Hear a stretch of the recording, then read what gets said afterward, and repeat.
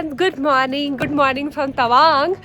तो आज मेरा डे 1 है तवांग में और अभी फ़िलहाल मैं अपने होटल की छत पे हूँ और आप मेरे पीछे व्यू देख सकते हैं। मौसम बहुत अच्छा है क्योंकि अभी खिली खिली धूप निकली है तो बहुत अच्छा लग रहा है। और आज हम लोग तवांग में ही जो भी लोकल साइट सीइंग है वहाँ की सैर करने वाले हैं। तो मुझे उम्मीद है कि आज का जो ये वीडियो होने वाला है वो बहुत ही अच्छा होने वाला है। बने रहिए मेरे साथ इस वीडियो में क्योंकि आज के इस वीडियो में मैं आपको तवांग की लोकल साइट सीइंग करवाने वाली हूँ। तो चलिए बिना किसी देर के वीडियो को शुरू करते हैं। और अभी होटल से बाहर निकल के मार्केट की साइड हम लोग अभी जा रहे हैं। तो ये रहा तवांग का मार्केट और ये पूरा मार्केट प्लेस है। Walk through market of Tawang, ये कितना प्यारा लग रहा है ना। तो भी मार्केट के अंदर यहाँ पे बहुत सारी गाड़ियाँ लगी हुई हैं। बाकी यहाँ पे काफ़ी विंटर के काफ़ी सारे स्टफ्स मिल रहे हैं क्योंकि यहाँ पे भाई काफ़ी ठंड है ऑलरेडी। मार्केट को तो रात में खैर एक्सप्लोर करूँगी ही मैं।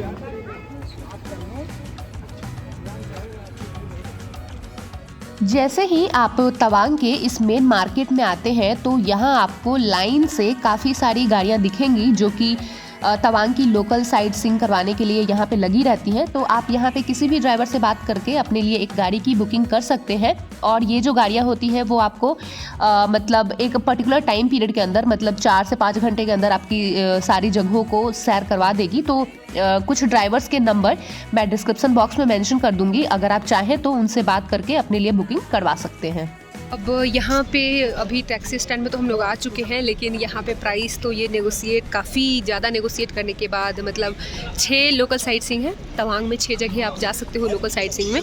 और वहाँ के लिए जो चार्जेस ले रहे हैं वो ये लोग 2500 मतलब 2500 रुपये ले रहे हैं 6 जगहों का। तो काफ़ी नेगोशिएट करने के बाद जो प्राइस ये लोग जिस प्राइस के लिए ये लोग माने हैं वो है 2250 रुपये, मतलब 250 रुपये कम किए। हालांकि थोड़ा सा कॉस्टली है जबकि ऑफ सीजन है अभी तवांग में, फिर भी इतना ज़्यादा कॉस्टली है। Let's see. और एक और चीज़ जो मैं आपको ज़रूर बताना चाहूँगी कि आप डे 1 में ही यहाँ ये जो नॉर्थ ईस्ट आप देख रहे हैं ये मेन मार्केट में, इसका नंबर मैं डिस्क्रिप्शन बॉक्स में मेंशन कर दूँगी। यहीं से आप कल जो आपको बुमला पास वगैरह जाना होगा तो उसके लिए यहाँ से आप पास बनवा सकते हैं। ये रही कुछ टूरिस्ट, बहुत सारी जगह हैं जहाँ तवांग में आप घूम सकते हैं। तो वीडियो को पॉज करके आप देख लीजिए कि कौन कौन सी जगह हैं जहाँ आपको घूमनी चाहिए।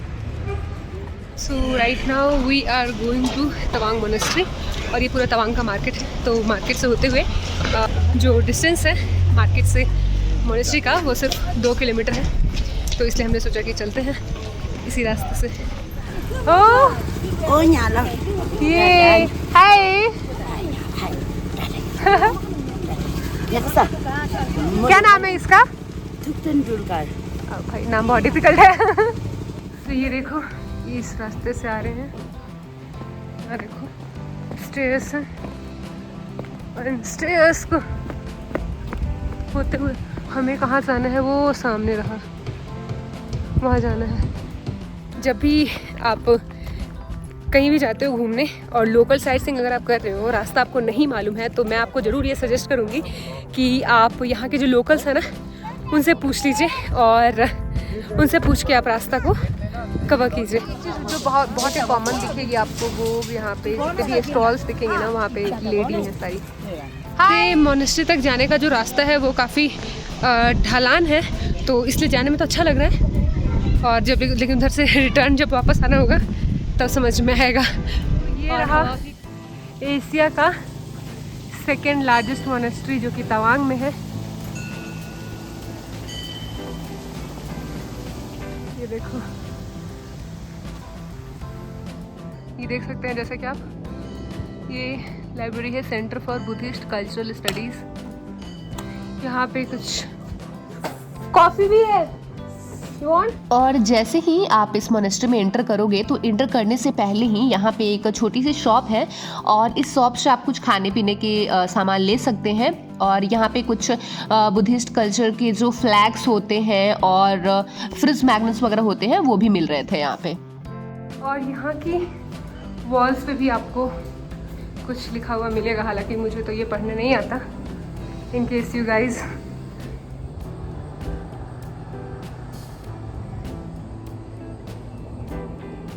तवांग मोनेस्ट्री फाइनली आफ्टर काफ़ी हाइकिंग के बाद मैं आ चुकी हूँ। यह है तवांग मोनेस्ट्री, आप जो मेरे पीछे देख रहे हैं। तो चलिए एक कंप्लीट झलक दिखाती हूँ इस मोनेस्ट्री की।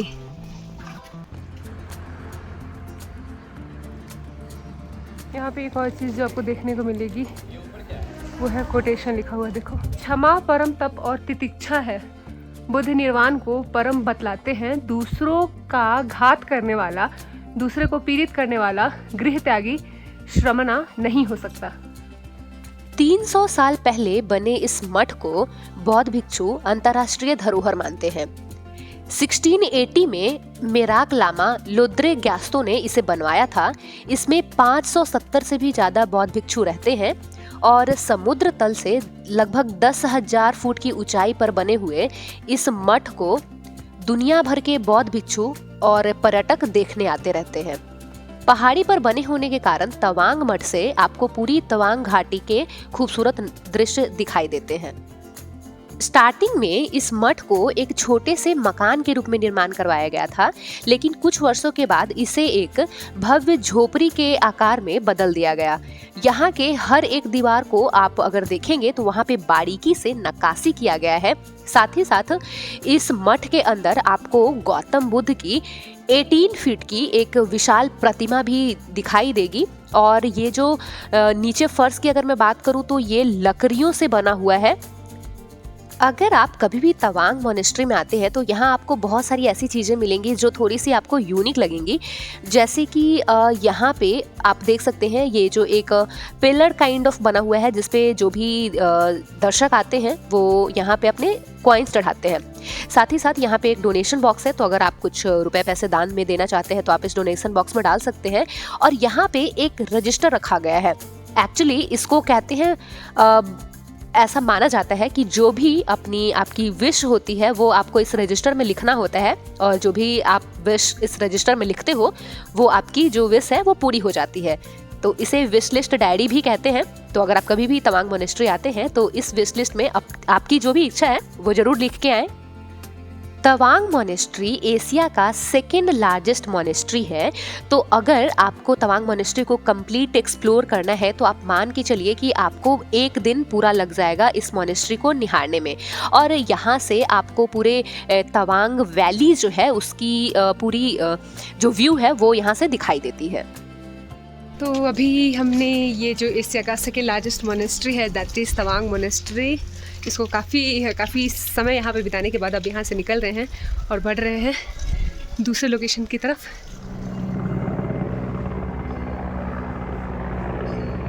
दिख तो रहा है।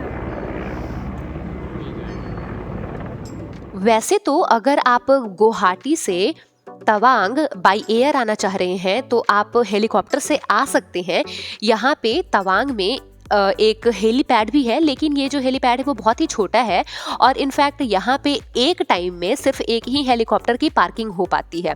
तो और दूसरी प्रॉब्लम आपको ये भी आ सकती है कि ये जो हेलीपैड की सुविधा है ये आपको पूरे साल गुवाहाटी से तवांग तक नहीं चलती है। कुछ पर्टिकुलर सीजन में ही ये ओपन होता है, क्योंकि यहाँ पे ठंड बहुत ज़्यादा रहती है। तो क्लाउड्स के कारण या फिर धुंध वगैरह होने के कारण हेलीकॉप्टर की सुविधा आपको हमेशा नहीं मिलेगी।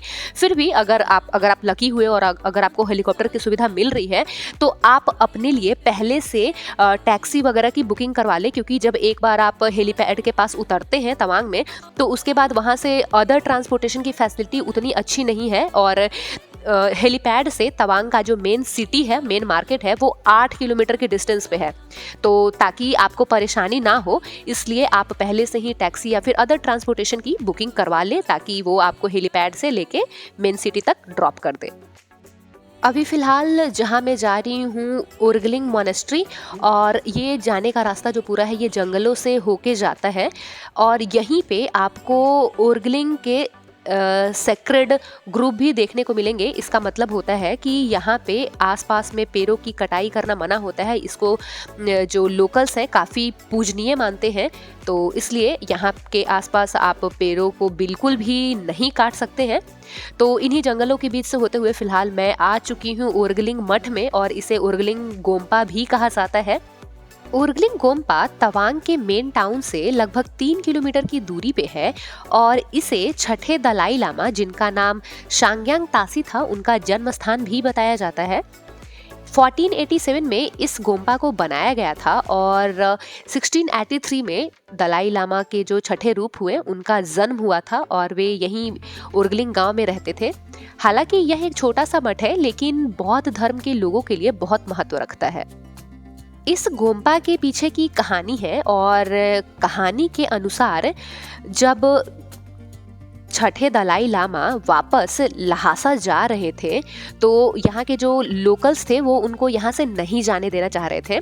तो घर से निकलते समय उन्होंने अपनी छड़ी जमीन में गाड़ दी थी और ऐसी भविष्यवाणी की थी कि इस छड़ी से 3 तने निकलेंगे और जब वे बराबर आकार के हो जाएंगे तब छठे दलाई लामा वापस इस उर्गलिंग मॉनेस्ट्री में आएंगे। 1959 की शुरुआत में उस छड़ी से 3 तने निकले थे और वो जो तने थे वो एक बराबर थे, मतलब बराबर आकार के थे। लेकिन फिर तूफान के कारण उसका जो एक तना था वो टूट गया था। तो निश्चय ही यह एक अशुभ संकेत था और जो बौद्ध भिक्षु लोग थे वो उस टाइम काफ़ी डर गए थे इस चीज़ से। हालांकि बाद में जो ये भविष्यवाणी थी वो सही हुई थी, क्योंकि जब दलाई लामा को लहासा में सताया गया तब वो तिब्बत को छोड़ के 1959 में तवांग के रास्ते भारत भाग कर आ गए थे और तवांग के इसी मॉनेस्ट्री में वो कुछ दिनों तक रुके थे। ये जो गोम्पा है वो मेन टाउन से 3 किलोमीटर डिस्टेंस पे है। तो गोम्पा से वापस हम लोग फिर से तवांग के जो मेन मार्केट है वहाँ पे आए और फिर आज के अपने आखिरी डेस्टिनेशन के लिए हम लोग चल पड़े। हाय,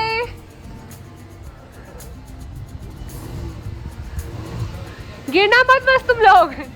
ये ओल्ड मार्केट है तवांग का, सामने एक रिजॉर्ट भी है। फाइनली काफ़ी शॉर्टकट के बाद ये रहे लॉर्ड बुद्धा और इन्हीं को देखने हम लोग पहुंच चुके हैं इस रास्ते से होते हुए।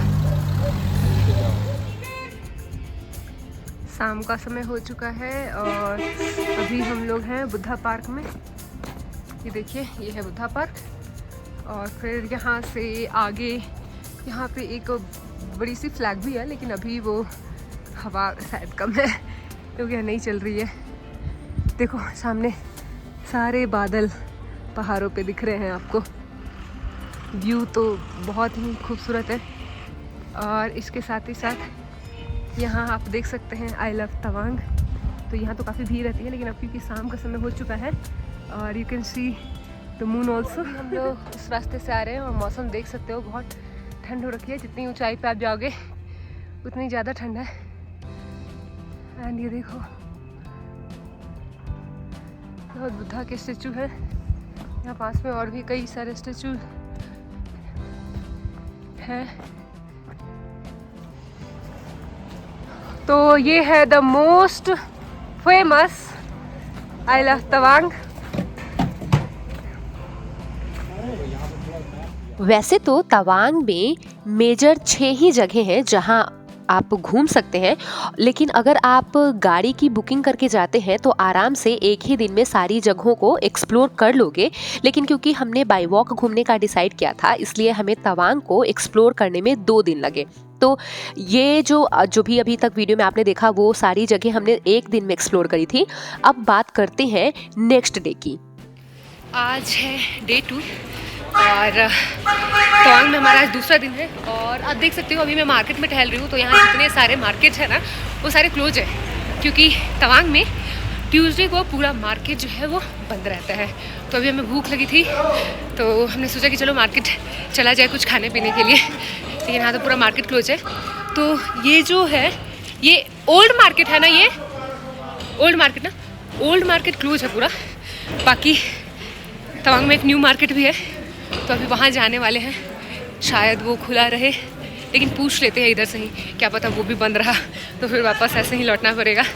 और कल रात में हमने जो स्नैक्स खरीदा था वही स्नैक्स खा के काम चलाना पड़ेगा। आपकी जानकारी के लिए मैं बता दूं कि तवांग में टोटल 3 मार्केट है, न्यू मार्केट, ओल्ड मार्केट और Nehru market. Old market Tuesday को क्लोज रहता है, लेकिन new market and Nehru market Tuesday को भी ओपन रहता है। तो फिलहाल हम लोग अभी नेहरू मार्केट में हैं और नेहरू मार्केट में आपको कई सारे रेस्टोरेंट मिल जाएंगे जहाँ पे आपको अच्छी फूडिंग की व्यवस्था है। साथ ही साथ अगर आप अल्कोहलिक हैं तो यहाँ पे अल्कोहल की भी पूरे रास्ते में आपको जगह जगह दुकानें मिल जाएंगी जहाँ से आप बियर या फिर कोई भी ड्रिंक अल्कोहलिक ड्रिंक कंज्यूम कर सकते हैं। तो यहाँ पास में ही घूमते हुए हमें भी एक फाइनली रेस्टोरेंट मिला जहाँ हम लोग अभी जा रहे हैं खाने के लिए। पहाड़ों में क्योंकि शाम बहुत ही जल्दी हो जाती है, तो अगर मैं तवांग की बात करूँ तो भाई यहाँ पे शाम के 4 बजे ही पूरा अंधेरा छा जाता है और मतलब 3:30 ऑलमोस्ट होते नहीं है कि यहाँ पे सनसेट होना शुरू हो जाता है। आप देख सकते हैं सामने। और क्योंकि अब ये पूरी तरीके से पहाड़ी इलाका है तो यहाँ की जो सनसेट थी वो बहुत ही ज़्यादा खूबसूरत नज़र आ रही थी। फिलहाल जिस रेस्टोरेंट में हम लोग खाने आए हैं उसका नाम है मॉन ज़ाखांग। और यहाँ की जो अगर प्राइसिंग की मैं बात करूँ तो आप मेन्यू कार्ड देख सकते हैं। वेज और नॉन वेज दोनों तरीके के खाने यहाँ पे मिलते हैं और उनकी जो प्राइसिंग है वो नॉर्मल थी, मतलब जो नॉमिनल हमारे यहाँ चार्जेज होते हैं वही यहाँ पे भी थे। हालांकि फूड की अगर मैं क्वालिटी की बात करूँ वो भी काफ़ी अच्छी थी और उसका टेस्ट भी काफ़ी अच्छा था। और यहाँ का जो एम्बियंस की अगर मैं बात करूँ वो भी काफ़ी अच्छा है। आप देख सकते हैं वुडन फ्लोर है यहाँ पे। और साथ ही साथ यहाँ अगर आप उधर विंडो सीट पे बैठते हो तो वहाँ से आप सनराइज या फिर सनसेट का आनंद उठा सकते हैं और पिक्चर परफेक्ट प्लेस कह सकते हैं आप इसे। और अगर मैं कहूँ तो इसे रेस्टोरेंट से ज़्यादा कैफ़े कहना ज़्यादा सही होगा क्योंकि ये काफ़ी छोटा सा प्लेस था। तो कुछ देर इंतज़ार करने के बाद हमारा फूड जो हमने ऑर्डर करा था वो आ चुका था। तो खाना खाते खाते ऑलमोस्ट हमें शाम तो हो ही चुकी थी, अब रात कहेंगे इसे, रात हो चुका था। तो फिर यहाँ से अब हम निकलने वाले हैं तवांग वॉर मेमोरियल को देखने के लिए। ओके सो अभी रात हो चुका है और हम लोग वार मेमोरियल देखने के लिए निकले हैं। एक्चुअली वहाँ पे इवनिंग में 5:30 पे एक शो होता है, so for that sake we are planning to go. Finally Tawang war memorial आ चुका है। और तो अभी शाम के 5:30 हो रहे हैं और यहाँ रात देख सकते हो पूरी तरीके से रात हो चुकी है। तो अभी हम लोग आए हैं यहाँ पे तवांग वॉर मेमोरियल इसे देखने। यहाँ की जो एंट्री फ़ी है वो है 50 रुपीज़। तो अभी एंट्री टिकट लेनी है और अंदर एक शो होता है, प्रोजेक्टर पे दिखाया जाता है, तो वही शो को देखने के लिए हम लोग आए हैं। और ये वार मेमोरियल आप पीछे देख सकते हैं। अगर आप दिन के टाइम में आते हैं तो दिन के टाइम में आपको ये जो वॉर मेमोरियल है ये कुछ ऐसा दिखाई देगा। और एक और आपकी जानकारी के लिए मैं चीज़ बता दूं कि तवांग वॉर मेमोरियल को देखने के लिए कोई चार्ज नहीं है, मतलब यहाँ एंट्री फ़ी जो है वो 0 रुपीज़ है। लेकिन यहाँ जो इवनिंग में शो होता है, इवनिंग में शो की जो टाइमिंग है वो 2 टाइमिंग है, एक 5:30 पे होता है और दूसरा 6:30 पे, मतलब 5:30 और 6:30 पे शो चलती है यहाँ पे। तो आप कोशिश कीजिए कि 5:30 वाली टिकट आप लें क्योंकि ऑलरेडी 4 बजते बजते तवांग में शाम हो जाता है और 5:30 पे भी काफ़ी ठंड रहती है और ऐसे में यहाँ जो सीट्स होती है वो भी लिमिटेड होती है। तो इसलिए आप ट्राई करें कि 5:30 वाली सीट्स ही अपने लिए आप बुक करें। हिंदुस्तान की इस मनोहरी प्रांत की सुबह लोगों के मुख चिन्ह को अपनी सुनहरी किरणों से दीप्तमान कर टीका दिया वो जलाते हैं, उसी के रक्षक हम हैं।